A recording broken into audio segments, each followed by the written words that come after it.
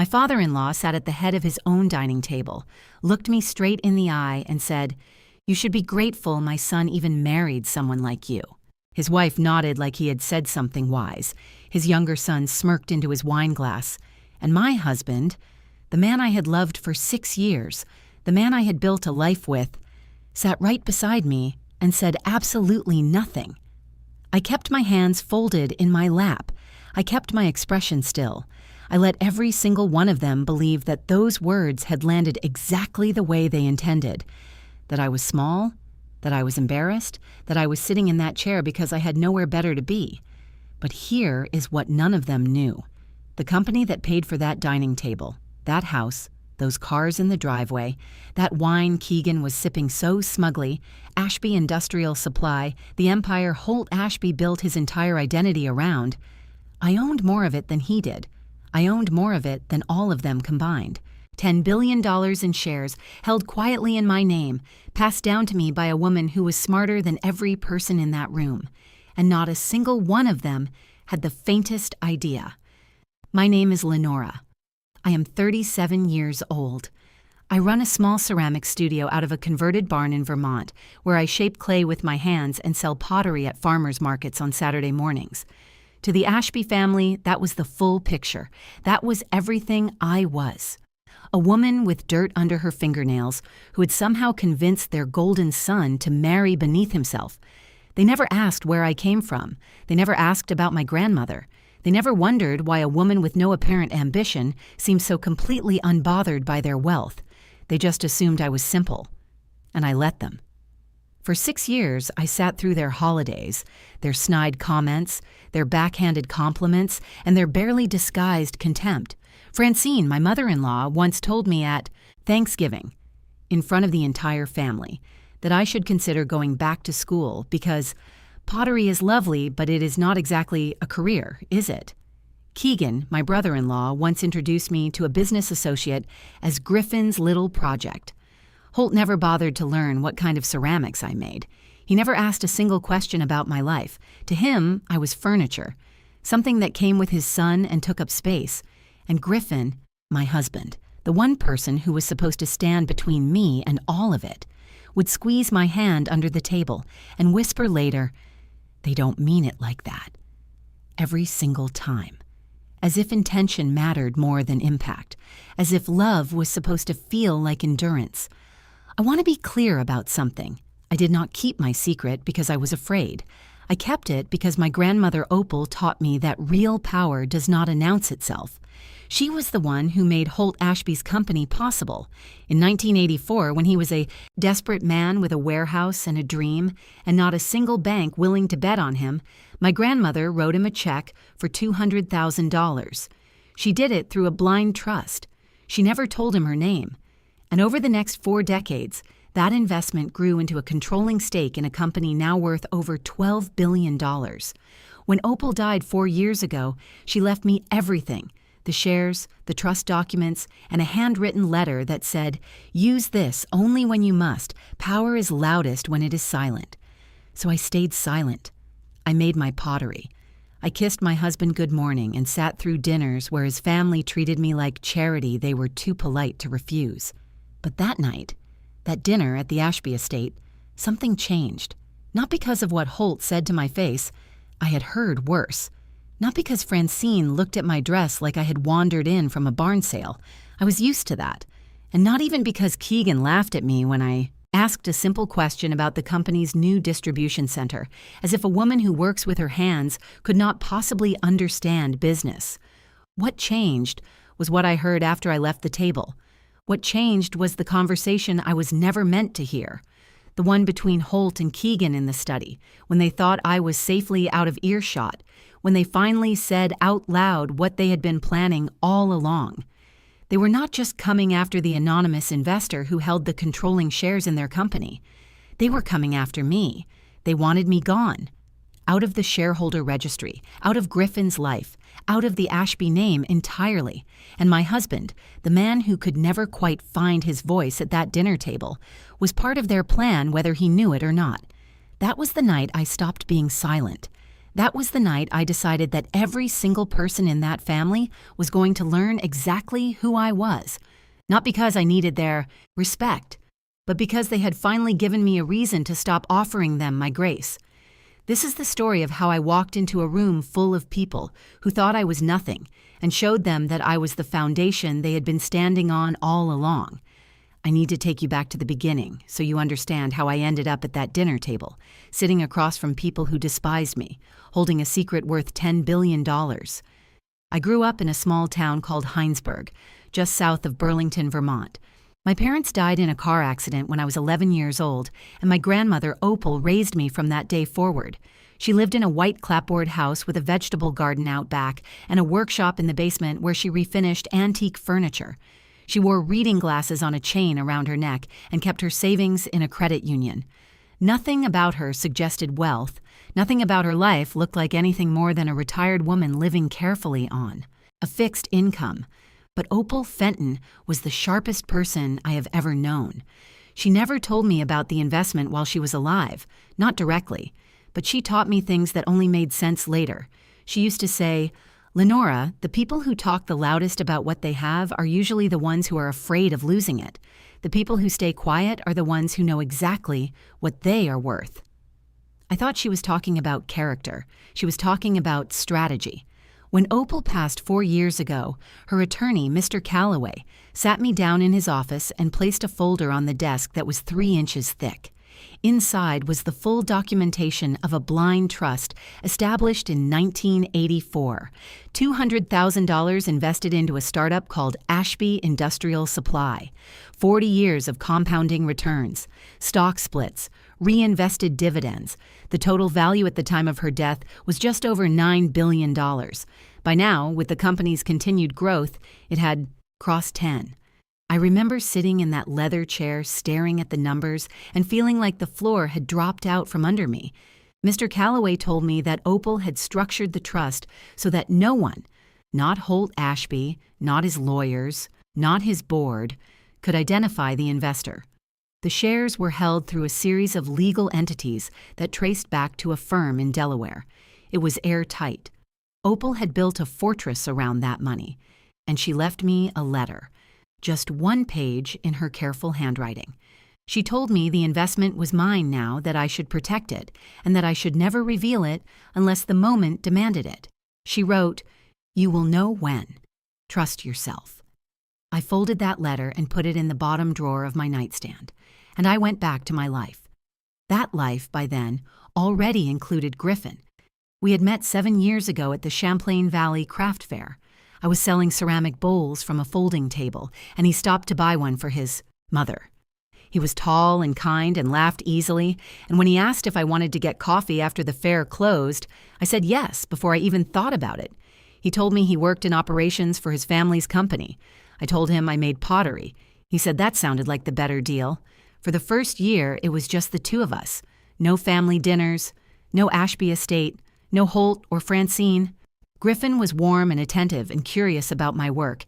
He would sit in my studio and watch me throw pots on the wheel and ask questions about the glazing process like it genuinely fascinated him.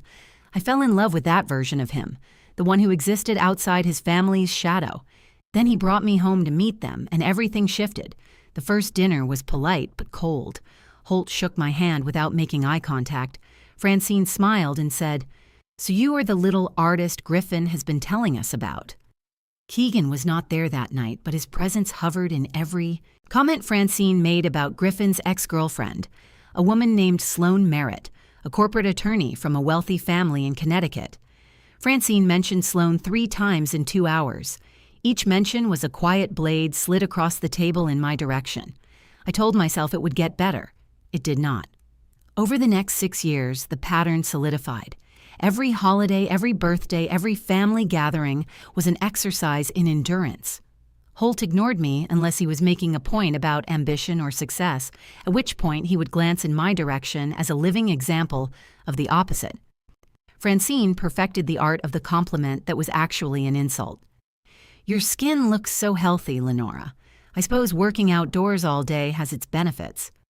Keegan, once he started dating and then got engaged to Sloane, brought her to every event like a trophy.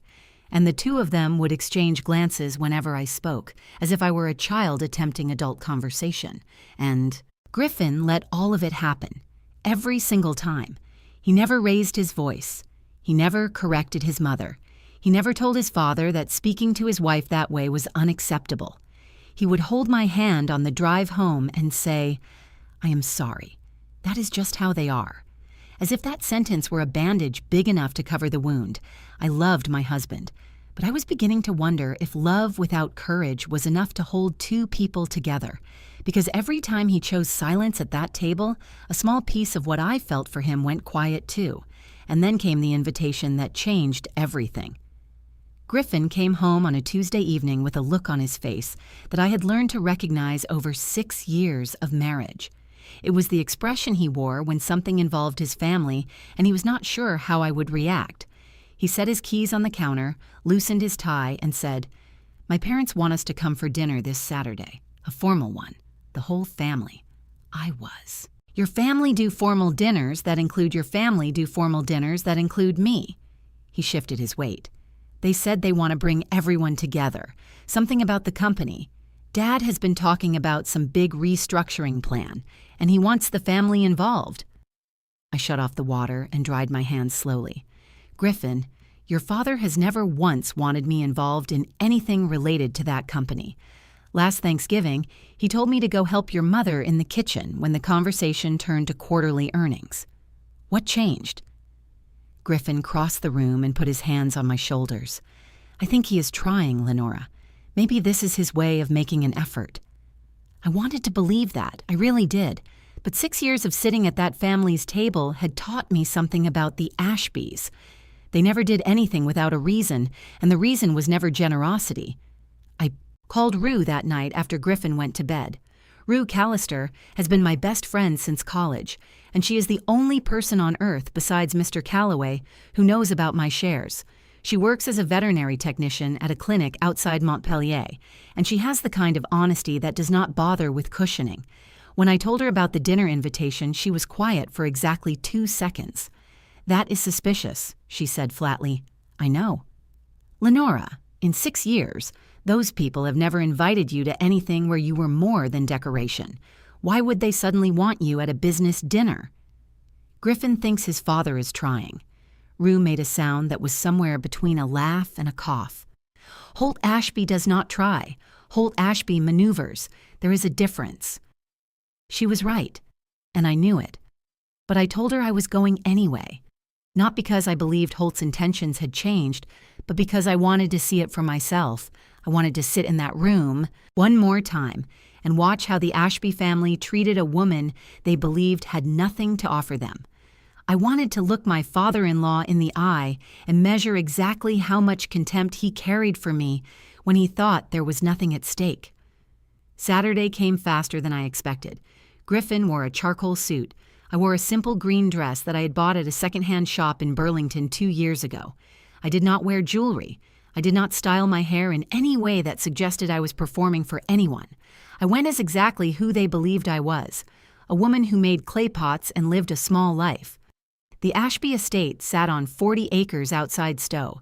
The house was stone and timber, built to look like old money even though Holt had grown up in a 2-bedroom apartment in Rutland.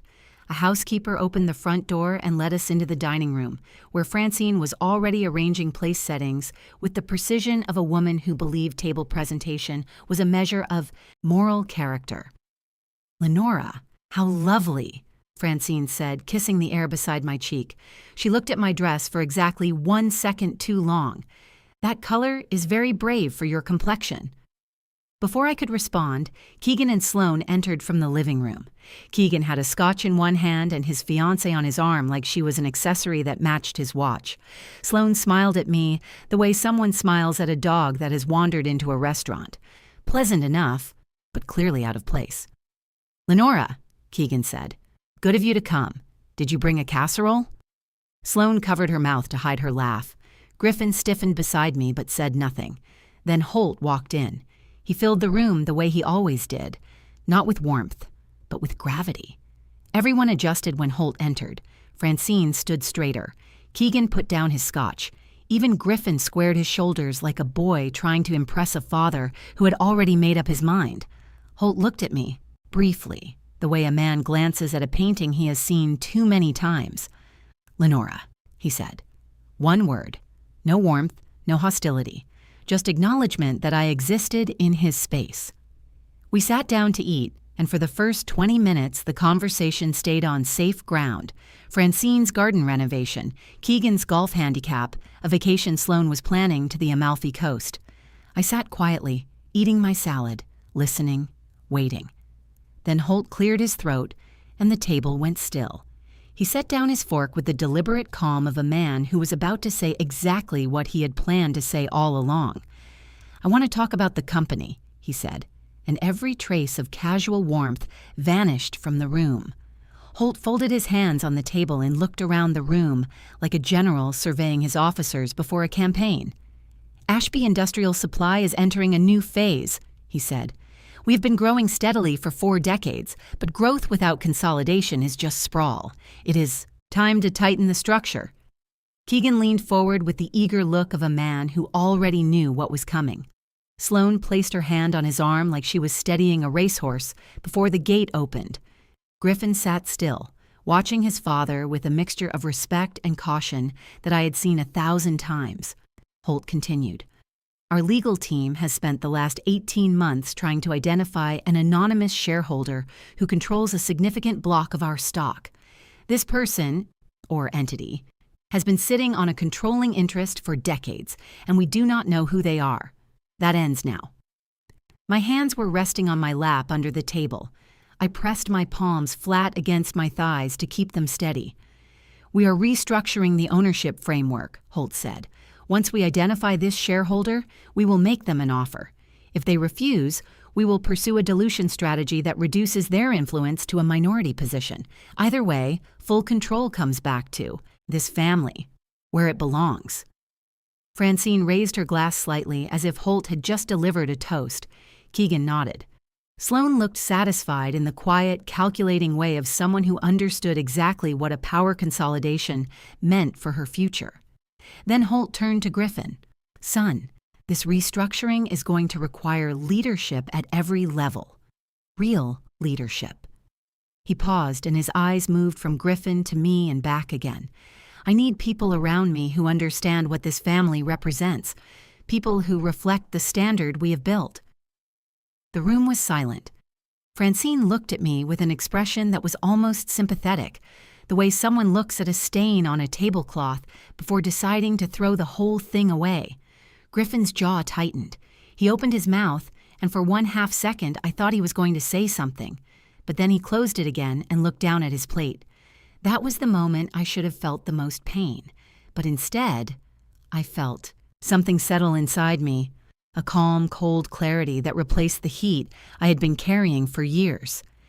I excused myself from the table. I said I needed to use the restroom. Francine waved me off without looking. Keegan reached for the bread basket. Nobody watched me leave. The hallway that led to the guest bathroom also passed Holt's private study. The door was slightly open. I heard voices and stopped walking. Keegan's voice came first. "So the trust traces back to someone named Opal Fenton. Your lawyers confirmed that?" Holt answered. "They confirmed the original investor's name. What they have not been able to determine is who inherited the position. Opal Fenton died 4 years ago. The shares transferred to a beneficiary, but the trust structure is layered. We are close, though. Another few weeks and we will have a name." My grandmother's name in Holt Ashby's mouth felt like a violation. I pressed my back against the wall and kept listening. Keegan said, "And once we have the name, we make them an offer they cannot refuse. If they push back, we go to the board and force the dilution vote." "Exactly," Holt said. "Whoever this heir is, they are probably some clueless grandchild sitting on a fortune they do not understand. We will make it easy for them to walk away." Then Keegan's voice dropped lower. "What about Griffin? Is he going to be a problem?" I held my breath. Holt's answer came without hesitation. "Your brother will do what I tell him. He always does. And once this is over, once we have the shares back and that woman is out of the picture, This family gets back on track. That woman. He did not even use my name. 6 years of marriage to his son, and I was still just that woman.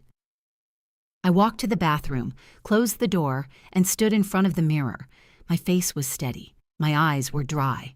Something inside me had shifted permanently, like a bone that had been out of place for years, finally snapping back into alignment. I returned to the table, finished my dinner, and smiled through another hour of conversation. I complimented Francine's roast. I laughed at one of Keegan's stories. I placed my hand on Griffin's knee under the table and felt him relax, believing everything was fine. On the drive home, Griffin talked about the restructuring with cautious optimism. "Dad seems energized," he said. "I think this could be good for the company." I said, "I think you are right." He had no idea what I meant. That night, after Griffin fell asleep, I sat on the back porch with my phone and called Rue. I told her everything I had heard. She was quiet for a long time, and then she said, "What are you going to do?" I said, "I'm going to let them call their shareholder meeting. I'm going to let Holt stand in front of his board and present his grand plan to take back control. And then I am going to walk into that room as the person they have been hunting for." Rue exhaled slowly. "And Griffin is going to find out who I really am at the same time his father does, and then I will know exactly what kind of man I married." The next morning, I called Mr. Calloway. 3 weeks later, I walked into the corporate headquarters of Ashby Industrial Supply for the first time in my life. The building was a glass and steel tower in downtown Burlington, 14 floors of offices and conference rooms that bore the name of a man who had built his empire on my grandmother's money. I had driven past it 100 times. I had never been inside. I wore a tailored navy suit that I had purchased the week before. My hair was pulled back. I carried a leather briefcase that Mr. Calloway had given me, containing every document that mattered. The original investment agreement from 1984, the chain of trust transfers, the beneficiary designation, and the formal registration of shares, now recorded under my legal name, Lenora Fenton Ashby. Mr. Calloway walked beside me. Behind him was a forensic accountant named Philippa Strand, a woman with steel gray hair and 30 years of experience auditing corporate financials. She carried her own case of documents. The three of us entered the elevator and rode to the 14th floor in silence. The boardroom was already full. Holt sat at the head of a long mahogany table, flanked by his legal counsel and 3 senior board members. Keegan sat to his right, wearing the expression of a man who believed he was about to inherit something. Sloane was seated behind him in the gallery chairs along the wall, legs crossed, watching the room with the cool attention of a woman who had already calculated her cut. Francine was not present. This was business, and Francine only appeared at events where her role was decorative. Griffin sat halfway down the table. He was there in his capacity as regional operations manager. He looked uncomfortable, the way he always did when his father turned the family into a boardroom. Holt opened the meeting with a short speech about legacy and the importance of keeping Ashby Industrial Supply in family hands. He spoke about the anonymous shareholder as if this person were a parasite, a relic of an old deal that had outlived its purpose. "We built this company," he said, leaning forward in his chair. "Every warehouse, every contract, every truck on the road. That is Ashby Sweat and Ashby Vision. It is time the ownership reflected that reality." The board members nodded. Keegan looked at his father like a man watching a statue being unveiled in his honor. Then the boardroom door opened and I walked in. The room did not go silent immediately. A few people glanced up, assuming I was someone's assistant or a late-arriving secretary. Then Griffin saw me and his face went blank with confusion. Then Keegan recognized me, and his expression shifted from confusion to something sharper. Then Holt looked up from his notes, and for the first time in 6 years, he truly looked at me. Mr. Calloway spoke first. He introduced himself as the managing attorney of the Fenton Family Trust and stated that he was there on behalf of the trust's sole beneficiary. He opened his briefcase, removed a bound folder, and placed it on the table in front of Holt's legal counsel.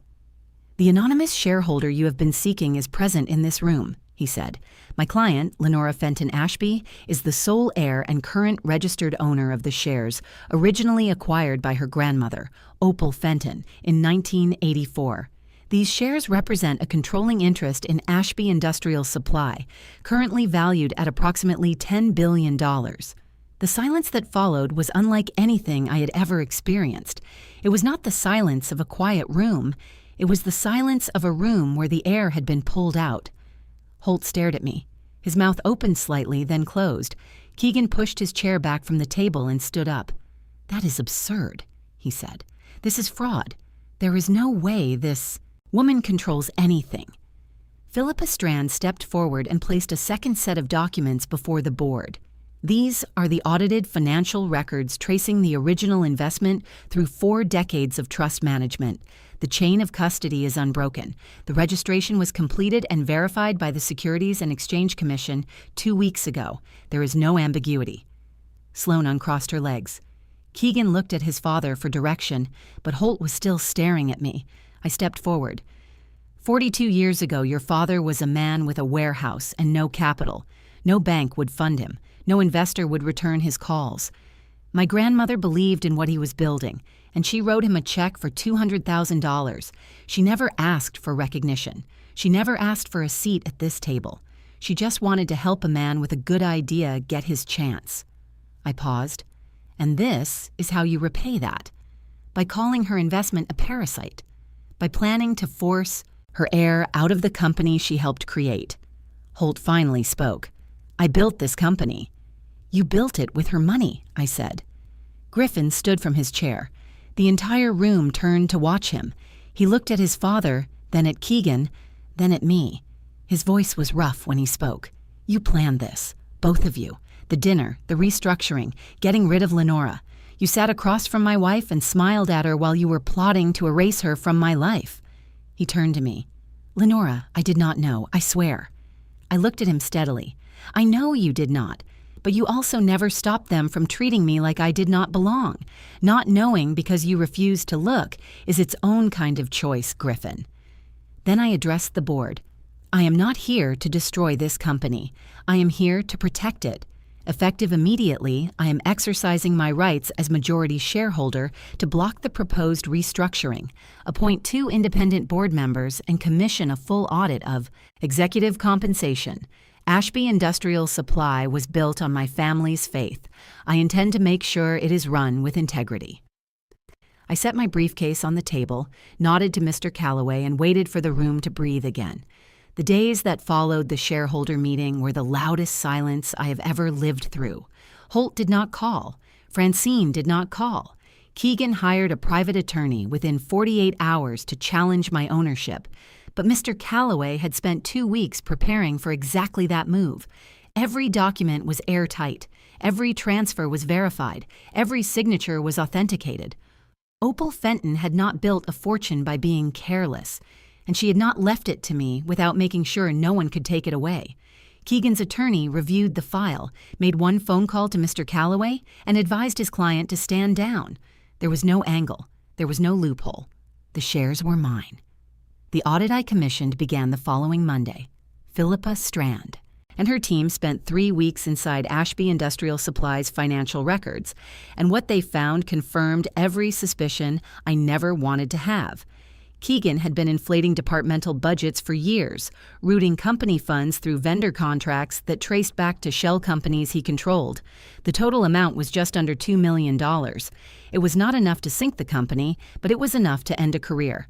The board reviewed the findings in a closed session and voted unanimously to strip Keegan of his vice president title and reassign him to a supervised role with no spending authority.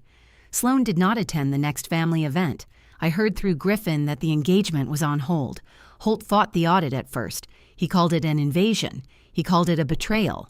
He told the board that he had built Ashby Industrial Supply with his bare hands and that no outsider had the right to question how he ran it. But the board reminded him, quietly and firmly, that I was not an outsider. I was the majority shareholder, and the company's bylaws, bylaws Holt himself had written, gave me every right I had exercised. He sat through the rest of the process in rigid silence, signing what needed to be signed, answering what needed to be answered, and refusing to look anyone in the eye. Francine finally called Griffin 3 weeks after the meeting. She did not ask to speak with me. She told Griffin that his father was devastated and that the family needed to heal. Griffin listened, and then he said something I had never heard him say to his mother before.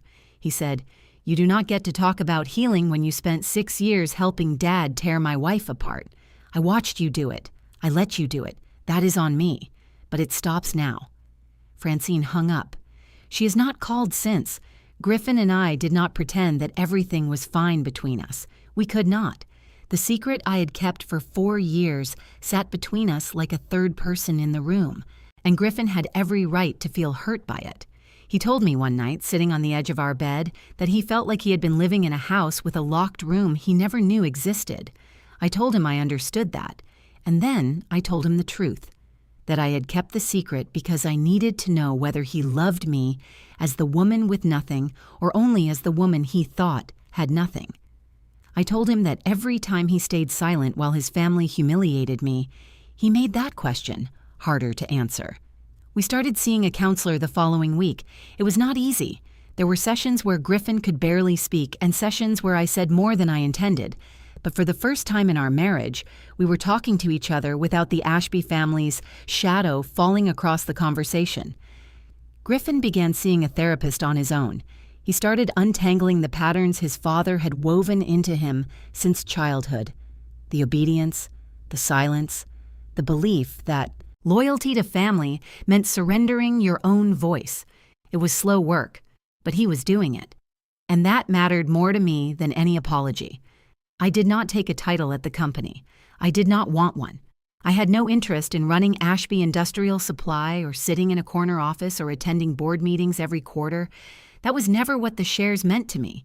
They were my grandmother's legacy. Not a weapon, not a trophy, but a responsibility. I used my position to ensure the 2 independent board members were seated, that the audit recommendations were implemented, and that the company's governance reflected something more than one man's ego. Then I stepped back. I went home to my studio. I went back to my wheel. I made a new set of ceramic bowls, deep blue glaze with a white rim, and brought them to the farmer's market the following Saturday.